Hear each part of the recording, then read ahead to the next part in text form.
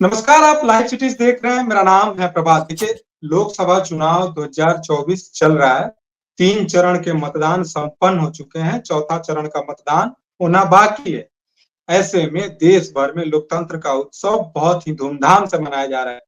बिहार में भी बहुत धूमधाम से चुनाव मनाया जा रहा है। तमाम नेता जो है वो जनसभा कर रहे हैं। नरेंद्र मोदी हो या फिर नेता प्रतिपक्ष तेजस्वी यादव, तमाम जनसभाएं कर रहे हैं। प्रधानमंत्री मोदी की 12 को पटना में पहली बार रोड शो भी है। अब ऐसे में आज सुप्रीम कोर्ट ने एक निर्णय दिया है। निर्णय ये कि कथित शराब घोटाले में जेल में बंद दिल्ली के मुख्यमंत्री अरविंद केजरीवाल को कुछ शर्तों के साथ अंतरिम जमानत दे दी गई है। 1 जून तक वो जेल से बाहर रहेंगे। इसमें कुछ टर्म्स एंड कंडीशंस भी है, जैसे कि वो सचिवालय वगैरह नहीं जाएंगे। अब ऐसे में बीजेपी ने इस पे सियासत छेड़ दिया। सियासत ये कि उन्होंने कहा ये तो साबित हो गया है कि केजरीवाल दोषी है। इसके आधार पे कुछ शर्तों के अनुसार उन्हें जमानत दी गई। अब हम पूछेंगे, हमारे इस टॉपिक पे अब हम तो पूछेंगे कि क्या वाकई में केजरीवाल दोषी हैं। फिर हमारे साथ आरजेडी की भी प्रवक्ता, उनसे भी हम बातचीत कर जानने की कोशिश करेंगे कि इंडिया गठबंधन को केजरीवाल के आने से कितना फायदा होगा। इस विशेष पेशकश में हमारे साथ बातचीत करने के लिए भारतीय जनता पार्टी की डॉक्टर प्रीति शेखर है। आरजेडी की तरफ से डॉक्टर सारिका पासवान अपना पक्ष रखेंगे। सबसे पहला सवाल डॉक्टर प्रीति जी आपसे, अरविंद केजरीवाल जेल से बाहर आ गए हैं। इंडिया गठबंधन कह रहा है कि मोदी की तानाशाही से मुक्ति मिलेगा। अंधेरे में सुप्रीम कोर्ट का ये जो फैसला अंधेरे में चिराग के बराबर है। कैसे देखती हैं आप इस फैसले को? देखिए प्रभात जी, आपने सुना होगा कि 4 दिनों की चांदनी फिर अंधेरी रात। तो माननीय दिल्ली के मुख्यमंत्री केजरीवाल जी, जो कि आबकारी नीति के मामले में पिछले कई दिनों से जेल की यात्रा पर थे, अभी अभी उनको बेल मिली है, ऐसी सूचना आ रही है। तो अब वो बाहर आकर करेंगे क्या? अब जो चुनाव प्रचार का जो बस कुछ ही दिन बचे हुए हैं, उसमें वो अपनी जेल गाथा को लोगों के सामने रखेंगे। वो बताएंगे कि भ्रष्टाचार कैसे किया जाता है। वो बताएंगे जनता को कि आम आदमी का तमगा ओढ़कर खास कैसे बना जाता है। और वो बताएंगे कि किस प्रकार से भ्रष्टाचार के आरोप में वो जेल में रहे और वो जेल, तिहाड़ जेल की यात्रा और वहां की गाथा को वो जनता को बताने का काम करेंगे। उससे हमारा काम बहुत ही आसान होने वाला है। उससे एनडीए का, भारतीय जनता पार्टी का काम बहुत ही आसान होने वाला है। वैसे भी हमें कोई चुनौती नहीं थी, और अब तो और जब एक भ्रष्टाचारी मुख्यमंत्री को जब जनता सामने देखेगी तो निश्चित तौर पर वो एक ईमानदार नेतृत्व के प्रति वो अपनी आस्था को व्यक्त करेगी। और वो एक ही है देश में, वो नरेंद्र मोदी जी हैं।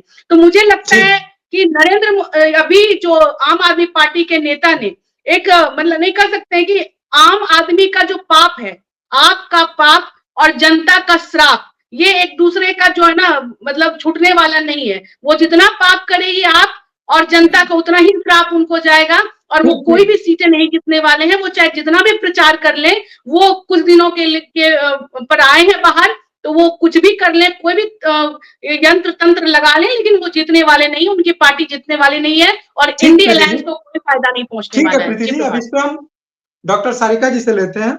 सारिका जी, प्रीति जी कह रही हैं कि केजरीवाल जेल से बाहर आएंगे तो अपनी जेल की गाथा को सुनाएंगे, आम से जो खास बन गए इसकी गाथा को सुनाएंगे।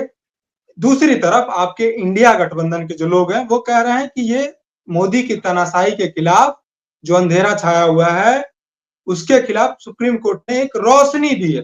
कितना असर होगा अरविंद केजरीवाल जेल से बाहर आए? जी प्रभात जी, सबसे पहले तो आपको नमस्कार। और मैं डॉक्टर सारिका पासवान नहीं, सिर्फ सारिका पासवान हूँ मैं, मेरा नाम हुआ तो। और देखिए, अभी प्रीति जी कह रही थी कि 4 दिन की चांदनी और फिर अंधेरी रात। तो मैं प्रीति जी को बताना चाहूंगी कि सत्य जो है ना, वो परेशान हो सकता है लेकिन पराजित कभी भी नहीं हो सकता है। और माननीय सर्वोच्च न्यायालय की इस फैसले का हम स्वागत करते हैं। और अंततः तानाशाहों की हार होगी और हार की ओर तो भारतीय जनता पार्टी अग्रसर है। हर एक दिन जो है वो हार और समाप्ति की ओर बढ़ रही है भारतीय जनता पार्टी और उनकी तानाशाह रवैया। और देखिए, ये तो लगातार देखिए, जब से एनडीए और खास करके भाजपा के बारे में अगर मैं कहूं, जब से केंद्र में सत्ता में ये लोग हैं, तो इनका तो एक सूत्रीय कार्यक्रम ही रहा है अपने विपक्षियों को समाप्त करना, क्योंकि ये तो चाहते हैं कि लोकतंत्र बचे ही ना। कहते हैं कि मजबूत विपक्ष जब होता है तो लोकतंत्र जीवित रहता है, लेकिन ये भारतीय जनता पार्टी वाले लोग चाहते हैं कि विपक्ष जिंदा ही ना रहे, लोकतंत्र जैसी कोई चीज ही ना रहे देश में, संविधान जैसी चीज को तो ये समाप्त कर देना चाहते हैं। और भारतीय जनता पार्टी के एजेंडे का तो खुलासा हो चुका है। आज देखिए इनके सांसद, इनके नेता लोग जिस तरीके से प्रचार कर रहे हैं और कह रहे हैं कि हम इस बार पूर्ण बहुमत में आएंगे और हम संविधान को ही खत्म कर देंगे, और उसका साथ भी माननीय प्रधानमंत्री नरेंद्र मोदी जी कर रहे हैं, तो भारतीय जनता पार्टी की पूरी मंशा जो है वो जग जाहिर है। अब किसी को ऐसा नहीं है कि किसी से छुपा है कि भारतीय जनता पार्टी क्या करना चाहती है और क्या कह रही है। और पिछले 10 सालों के शासन काल में भारतीय जनता पार्टी ने अपने दोनों ही मैनिफेस्टो में जो भी बातें केजरीवाल के आने से आपको कितना लाभ होगा? नहीं कर पाए। नहीं, देखिए हम लोग तो इंडिया गठबंधन में जो भी दलें हैं और हमारी विचारधारा जो है वो तो लोकतंत्र से जुड़ी हुई विचारधारा है, लोकतंत्र को बचाने वाला विचारधारा है, संविधान को बचाने वाला विचारधारा है, देश को बचाने वाला विचारधारा है। वे लोग जो कहते थे कि हम चाय बेचा करते थे और सत्ता में जब आए हो तो देश के पूरे संसाधनों को उन्होंने बेच दिया, तो ऐसे व्यापारी लोगों के लिए तो ना देश महत्वपूर्ण है, ना देश की वो गरीब जनता महत्वपूर्ण है। इनके लिए तो गिन करके 2-3-4 लोग ही महत्वपूर्ण है, जिनको कि ये समय समय पे लाभान्वित करते आए हैं, करोड़ों अरबों रुपए के उनके कर्ज भी माफ करते आए हैं, लोन भी देते आए हैं, उनके फेवर में काम भी करते आए हैं। बाकी तो देश की जनता वो तो भूखे मरे, इनको इनसे कोई फर्क नहीं पड़ता है। तो ये वो पार्टियां है, ये वो सोच वाले लोग हैं जिनको ना देश से मतलब है, ना देश के लोकतंत्र से मतलब है, ना संविधान से मतलब है। तो हम तो भाई कुछ कहने वाले नहीं है, देश की जनता इनको जवाब देगी। ठीक है सारिका जी। प्रीति जी कह रही है सारिका जी कि हम संविधान बचाने वाले लोग हैं। भारतीय जनता पार्टी के जो नेता है वो सभा में कहते आ रहे हैं कि आप हमें बहुमत दीजिए, हम संविधान को बदल देंगे। उसके बाद कह रही है कि विपक्ष को आप लोग समाप्त कर देना चाहते हैं। बड़ा आरोप लगा रही हैं कि आप लोग विपक्ष को समाप्त कर देना चाहते हैं। जवाब दीजिए इनका। देखिए, हमारी बहन सारिका जी का यह आरोप बिल्कुल भी असत्य है और बिल्कुल मिथ्या है।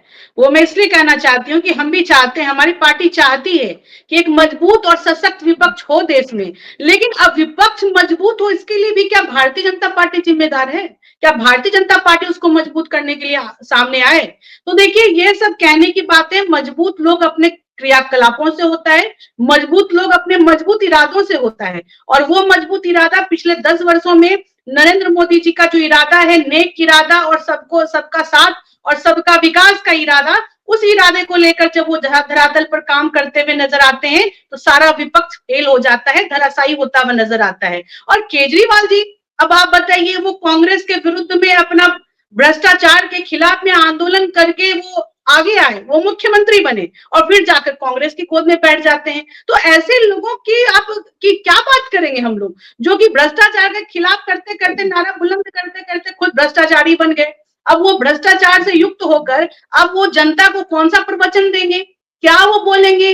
आम आदमी को, युवा पीढ़ी को वो क्या संदेश देंगे कि आओ तुम घोटाला करो, हम तुम्हें बताएंगे कि घोटाला कैसे किया जाता है? क्या इसी के लिए उन्हें जनता ने चुनकर भेजा था? तो वो कुछ भी अब कर ले, वो चाहे माननीय सर्वोच्च न्यायालय का फैसला है तो हम बिल्कुल हम उससे कोई गलत, हम उस पर कोई टिप्पणी नहीं करना चाहते हैं। और माननीय न्यायालय ने जो फैसला दिया है वो कुछ शर्तों के साथ दिया है। उस शर्त में ये भी है कि वो किसी फाइलों का निष्पादन नहीं कर सकेंगे, वो अपने मुख्यमंत्री पद का इस्तेमाल नहीं कर पाएंगे, वो कहीं बाहर नहीं जा पाएंगे। तो भाई आप खाली प्रचार करने के लिए आप कुछ भी बोलते जाएं, बोलना तो आपको वही है और जवाब तो आपको देना पड़ेगा कि कैसे दिल्ली की युवा पीढ़ी को आप शराब के दलदल में फंसाने की कोशिश कर रहे थे, कैसे आप कोशिश कर रहे थे कि युवा पीढ़ी भटक जाए और उनका भविष्य लटक जाए, अधर में आ जाए। इसके लिए केजरीवाल जी प्रयासरत थे।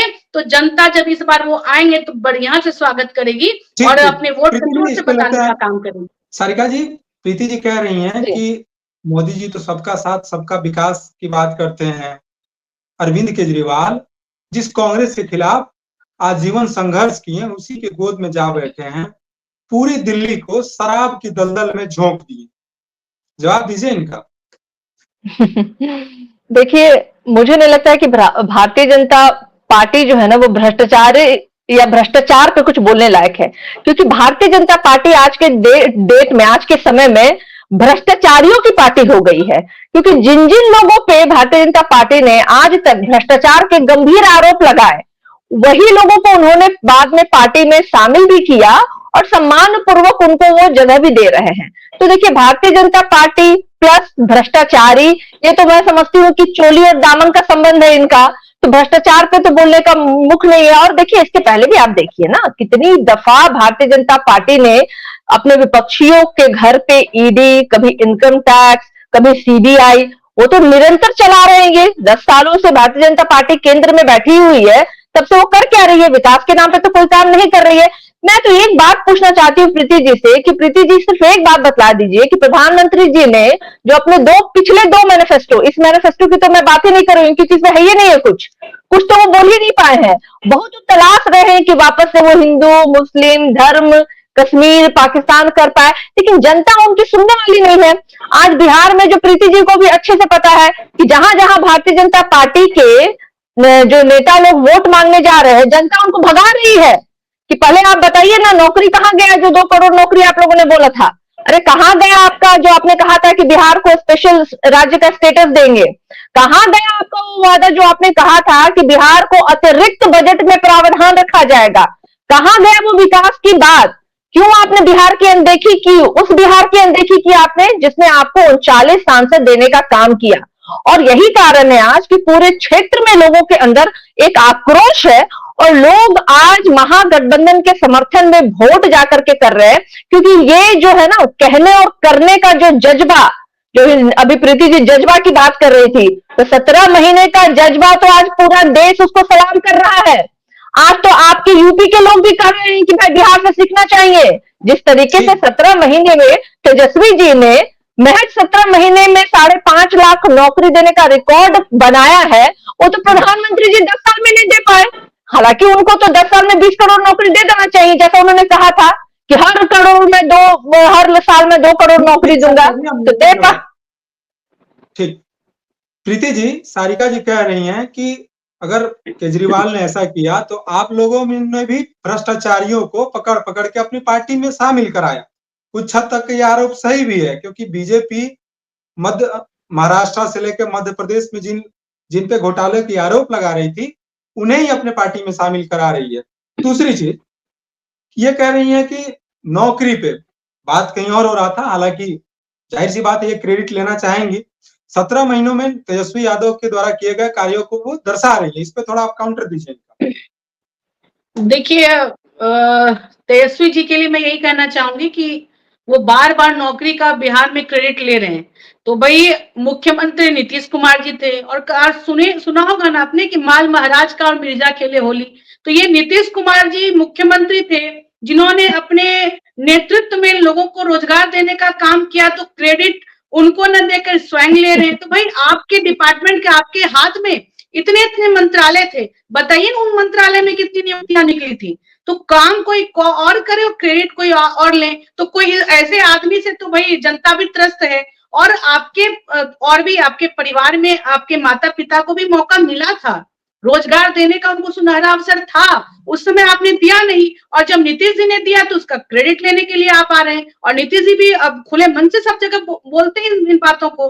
और देखिए, भारतीय जनता पार्टी भ्रष्टाचार का न तो समर्थन करती है, न तो भ्रष्टाचार जल्दी से कभी भी समय नहीं है हमारे पास। सारिका जी ये कह रही हैं कि आपके पास कितना मंत्रालय था और उन मंत्रालयों में कितने नौकरियों का सृजन हुआ, इस पे जरा आप बता दीजिए, काउंटर दे दीजिए। बिल्कुल बिल्कुल, बहुत अच्छा जो आपने मुझे मौका दिया कि मैं ये बात बता सकूं, क्योंकि प्रीति नहीं, प्रीति जी को शायद ये बात की जानकारी नहीं है कि शिक्षा विभाग भी हमारे ही पास था, स्वास्थ्य विभाग भी हमारे ही पास था, सड़क विभाग भी हमारे ही पास था। और जिस तरीके से महज 17 महीने में शिक्षा विभाग से महज 5.5 लाख नौकरी, और इतना ही नहीं, स्वास्थ्य विभाग से 1.5 लाख नौकरियों की तमाम नौकरी इनके मंत्री दे रहे, बताइए। नहीं, प्रीति जी एक बात बतलाइए ना, 17 साल से थे ना आपके मंत्री तो रोज जाते थे सचिवालय, तो कौन सा उन्होंने कमाल दिखा दिया? अरे जाने से और आने से और घूमने से नहीं होता है, काम करने से होता है। इच्छा शक्ति, बैठे हुए तो कहते हैं कि वो नौकरी दे दिया, ये बात तो पचती ही नहीं है। मैं समझ सकती हूँ आपको नहीं पचेगा, क्योंकि 17 सालों में जो आपने नहीं किया वो हमने 17 महीने में किया, तो कहां से पचेगा।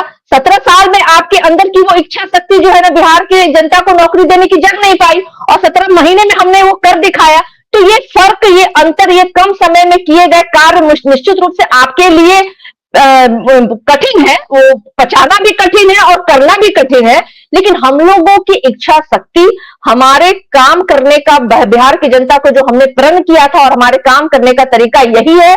हमारे नेता जो कहते हैं तेजस्वी जी, वो करते हैं, और उन्होंने जो कहा था वो किया भी, और आने वाले समय में भी बिहार की जनता उनको मौका देगी, और उन्होंने जो वादे बिहार की जनता को किए हैं वो निश्चित रूप से वो करेंगे। चाहे वो प्रति साल नौकरी देने की बात हो, या बहनों को 1 लाख रुपए देने की बात हो, या बिजली बिल 200 यूनिट फ्री करने की बात हो, तमाम वादों को हमारी महागठबंधन की सरकार आएगी सत्ता में, और बिहार की जनता और देश की जनता के लिए कार्य करेंगे, क्योंकि हमारे अंदर देश के प्रति जज्बा भी है और काम करने की जज्बा भी है। ठीक है सारिका जी, समय का अभाव है हमारे पास, प्रीति जी समय का अभाव है, फिर हम कभी आगे इस टॉपिक पे बातचीत करेंगे। अभी के लिए बस इतना ही। हमारा सवाल था कि क्या अरविंद केजरीवाल जब जेल से बाहर आ रहे हैं तो इंडिया ब्लॉक को कितना फायदा होगा। हमारी शो में बातचीत करने के लिए बीजेपी की तरफ से डॉक्टर प्रीति शेखर थी, आपका बहुत बहुत धन्यवाद। आरजेडी की तरफ से सारिका पासवान जी थी, आपका भी बहुत बहुत धन्यवाद। आपको ये शो कैसा लगा कमेंट करके जरूर बताइए। अगर आप इस वीडियो को यूट्यूब पे देख रहे हैं तो चैनल को सब्सक्राइब करें। अगर आप इस वीडियो को फेसबुक पेज पे देख रहे हैं तो पेज को फॉलो करना ना भूलें। धन्यवाद।